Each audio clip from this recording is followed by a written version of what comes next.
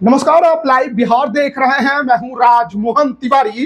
देखिए, बिहार विधानसभा चुनाव 2025 के प्रथम चरण के मतदान से पहले बीते दिन मुकेश सहनी ने एक बड़ा फैसला लेते हुए गौरव बोराम से अपने उम्मीदवार मुकेश सहनी के छोटे भाई संतोष सहनी को मैदान से हटने की घोषणा कर दी। इस घोषणा ने बिहार की सियासत में हर तरफ एक अलग ही सियासी माहौल खड़ा कर दिया। आखिरकार क्यों मुकेश सहनी को अपने भाई को मैदान से हटाना पड़ा? आखिरकार महागठबंधन के अंदर क्या मुकेश सहनी के साथ बड़ा खेला हो चुका है?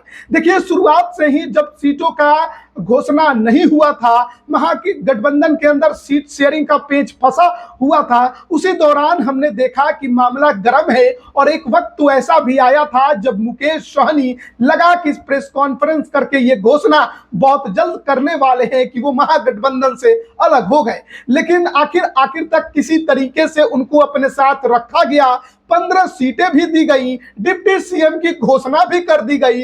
लेकिन देखिए, अब जैसे ही मतदान का समय नजदीक आया, मुकेश सहनी को अब तक 4 सीटों पर झटका लग चुका है और एक अन्य सीट पर झटका लगने वाला है।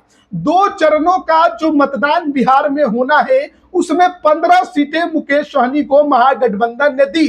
तेजस्वी यादव ने बड़ी चालाकी से आखिर तक मुकेश सहनी को पहले तो लटकाए रखा और फिर सीटों को लेकर ऐसा पेच फंसाया कि मुकेश सहनी ना इधर के रहे ना उधर के रह गए, बीच में लटक कर रह गए। और अब देखिए, आखिर में हालात इतने गंभीर उत्पन्न हो गए हैं कि मुकेश सहनी को अपने उम्मीदवारों को मैदान से हटाना पड़ रहा है। पहले तो कहा गया कि फ्रेंडली फाइट होगी, या फिर यह भी कहा गया कि आरजेडी अपने उम्मीदवार को हटा लेगी, लेकिन ऐसा होता दिखाई नहीं दे रहा है। मुकेश सहनी को ही अपने उम्मीदवारों को हटाना पड़ रहा है और इसका जो नुकसान होगा वीआईपी को, वो बड़ा होने वाला है। मुकेश सहनी के जो समर्थक हैं, जो कार्यकर्ता हैं, जो मल्लाह समाज है, निषाद समाज है, वो बड़े ही गौर से ये देख रहा है कि डिप्टी सीएम की घोषणा करके किस प्रकार से एक बार फिर मुकेश सहनी के पीठ में खंजर घोंपने की कोशिश की जा रही है। जिस तरीके से राजद ने पहले तो लटका कर रखा और सीटों का ऐलान नहीं करने दिया, और आखिर में जब नॉमिनेशन का दिन आया तब सीटों की घोषणा मुकेश सहनी कर पाए। और हालात इस प्रकार से अब खड़े हैं कि मुकेश सहनी के 4 उम्मीदवार पहले ही मैदान से बाहर हो चुके हैं और एक अन्य उम्मीदवार पर तलवार लटक चुकी है।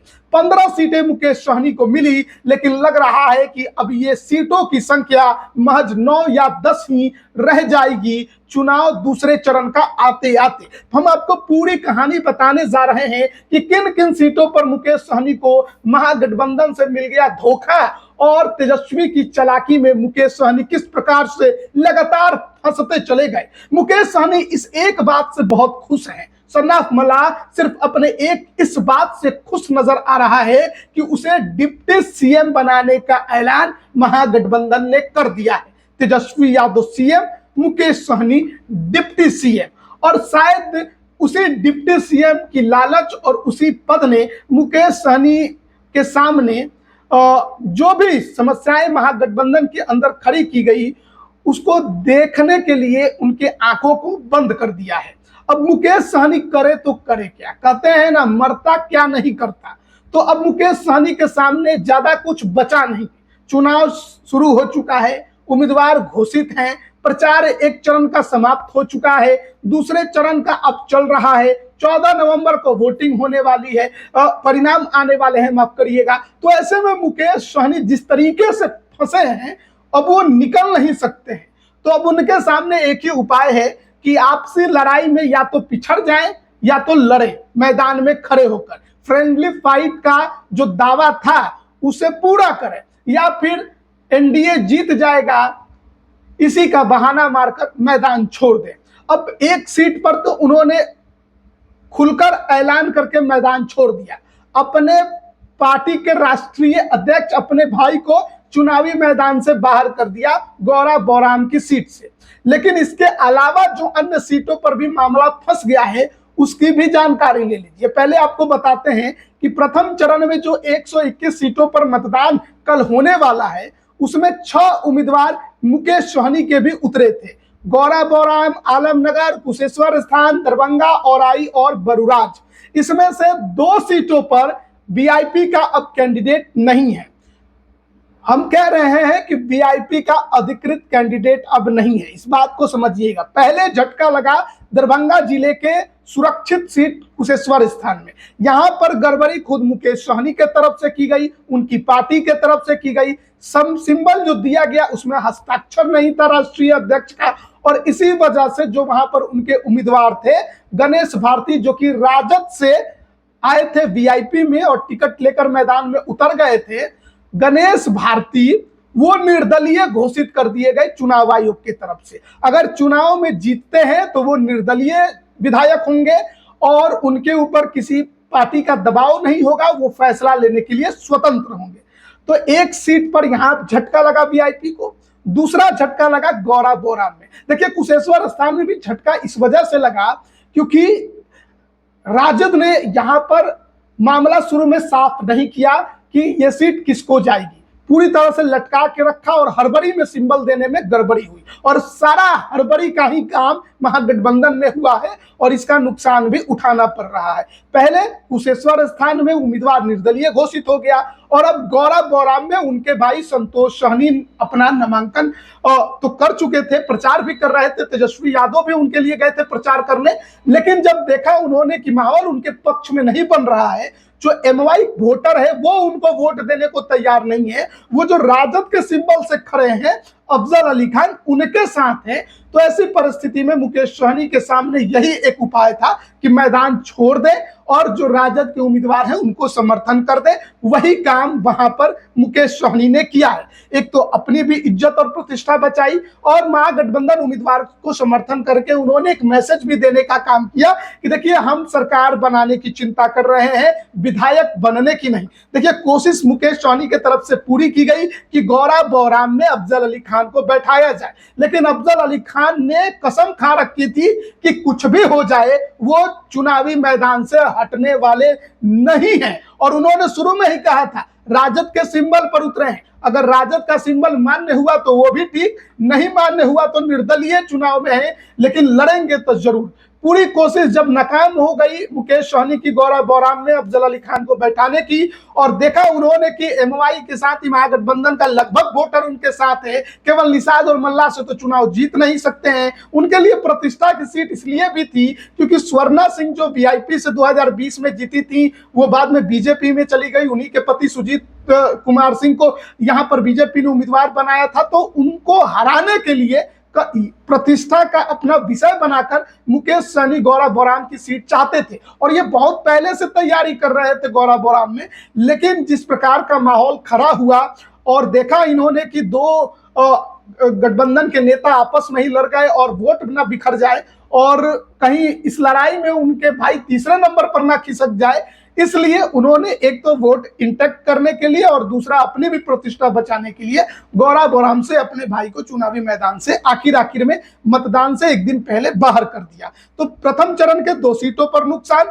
अब दूसरे चरण की जो सीटें हैं, चैनपुर, लौरिया, सुगौली, केसरिया, सिकटी, कटिहार, बिहपुर, गोपालपुर और बाबू बढ़ई, यहां पर भी मुकेश सहनी के साथ खेला हो गया। सबसे पहले खेला हुआ सुगौली में। सुगौली आरजेडी की सिटिंग सीट थी, विधायक थे शशि भूषण सिंह। सुगौली की सीट वीआईपी हर हाल में चाहती थी। गठबंधन में यह सीट वीआईपी को आखिरी दिन मिला, जिस दिन नामांकन था, नामांकन के आखिरी दिन, दूसरे चरण के नामांकन के आखिरी दिन, और सुबह 5 या 6 बजे शशि भूषण सिंह को आरजेडी वीआईपी की सदस्यता दिलाकर वीआईपी का सिंबल दिलाती है।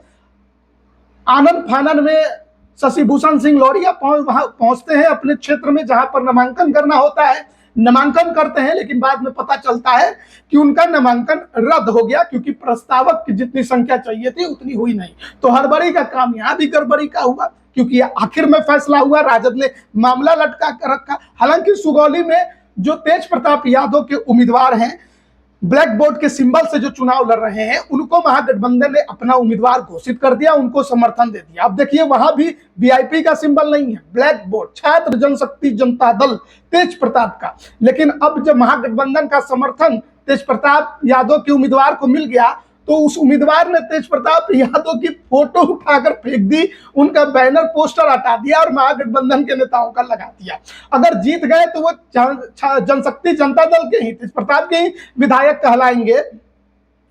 हालांकि अब चुनाव बाद तो अल्टा पलटी होता ही रहता है, बदला बदली चलते रहता है, तो इधर से उधर भी हो सकते हैं। लेकिन उस समय देखना होगा कि जनशक्ति जनता दल के पास कितने विधायक हैं, क्योंकि अगर 2/3 विधायक साथ नहीं गए तो फिर उनकी सदस्यता भी रद्द हो सकती है। तो ये मामला वहां पर सुगौली में बन चुका है। अब उसके अलावा बाबूपरही में वीआईपी ने बिंदु गुलाब यादव का अपना उम्मीदवार बनाया, नामांकन भी करा दिया।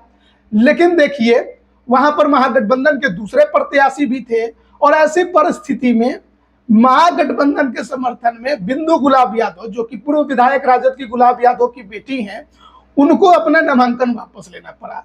तो पहले चरण के 2 सीट गौराबौराम कुशेश्वर स्थान, गौराबौराम में उम्मीदवार बाहर, कुशेश्वर स्थान में उम्मीदवार निर्दलीय घोषित। दूसरे चरण की सुगौली में दूसरे दल को समर्थन देना पड़ा क्योंकि उम्मीदवार का नामांकन रद्द हो गया, और बाबूपरही में उम्मीदवार को अपना नामांकन वापस लेना पड़ा। तो 15 में से 4 सीटें गई, बची 11 सीटें।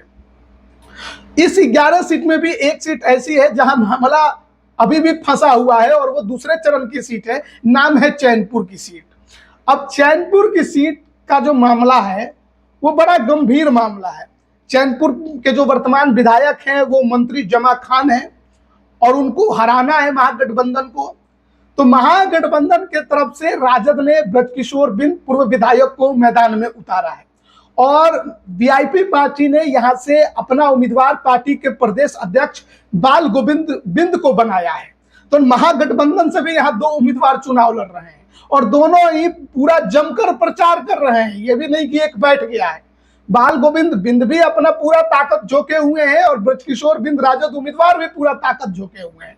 यहाँ पर वोटिंग दूसरे चरण में होनी है, यानी 11 नवंबर को। अभी 5 दिन प्रचार के बचे हुए हैं। तो ऐसी परिस्थिति में यहाँ भी देखना होगा कि जब चुनाव नजदीक आता है तो कौन बैठता है, क्योंकि गौराबौराम में तो राजद को जिताने के लिए मुकेश सहनी ने अपनी कुर्बानी दे दी। कहा कि तेजस्वी को सीएम बनाना चाहते हैं, हमको विधायक से मतलब नहीं है, सरकार से मतलब है। चैनपुर में क्या होगा? चैनपुर में कौन बैठेगा? क्या वीआईपी उम्मीदवार बैठेंगे या फिर जो राजद के ब्रजकिशोर बिंद है, बीजेपी के पूर्व विधायक हैं, बीजेपी से आए हैं राजद में, वो बैठेंगे? सवाल बड़ा गंभीर है क्योंकि चैनपुर में भी लड़ाई तगड़ी है।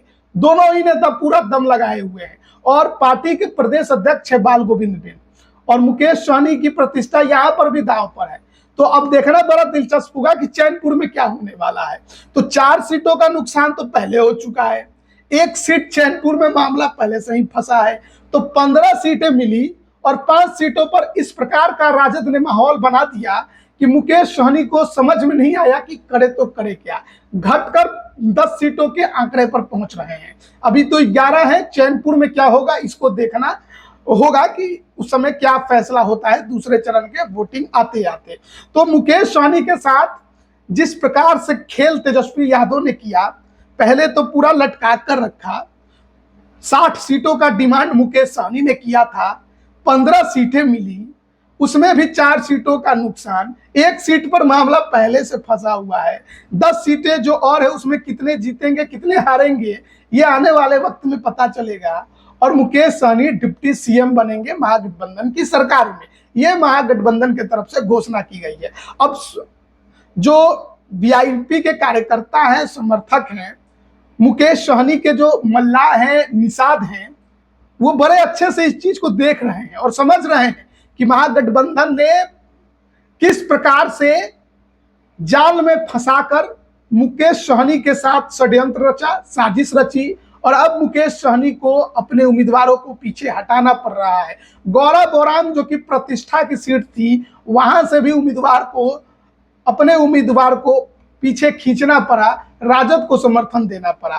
तो देखना होगा कि मल्लाह इसको कैसे लेते हैं, निषाद समाज इसको कैसे लेता है। ये सच्चाई है कि डिप्टी सीएम बनाने की घोषणा महागठबंधन ने की है मुकेश सहनी को, और क्या डिप्टी सीएम की घोषणा भर से मल्लाह समाज, निषाद समाज जो है वो खुश होकर महागठबंधन के साथ रहेगा, या कई सीटों पर सबक सिखाने का भी काम करेगा। क्योंकि देखिए 2020 में भी मुकेश सहनी के साथ जो कुछ हुआ वो हर किसी को मालूम है कि बीच प्रेस कॉन्फ्रेंस में मुकेश सहनी को यह कहकर बाहर निकलना पड़ा कि उनके पीठ में खंजर घोंपा गया। लेकिन इस वक्त का जो माहौल है, तेजस्वी यादव ने मुकेश सहनी को यह कहने का मौका ही नहीं दिया कि उनके पीठ में खंजर घोंपा गया। लेकिन चुनाव हो रहे हैं और मुकेश सहनी के पीठ में खंजर घोंपे जा रहे हैं। कई सीटें हाथ से निकल गई हैं। अब आगे क्या होगा कौन जानता है। सरकार बनेगी तो विधायक बनाएंगे, एमएलसी बनेंगे, कैसे होगा, डिप्टी सीएम बनेंगे नहीं बनेंगे, उस समय की परिस्थिति क्या होगी, ये तो आने वाले वक्त में पता चलेगा। लेकिन फिलहाल मुकेश सहनी के साथ महागठबंधन में बड़ा खेला हो चुका है, और इस खेला को महागठबंधन के अंदर मुकेश सहनी भी, उनके कार्यकर्ता भी और उनके समर्थक भी बेहतर तरीके से समझ रहे हैं। बने रहिएगा हमारे साथ, तमाम अपडेट हम आप तक पहुंचा रहे हैं। आप सभी का बहुत बहुत धन्यवाद।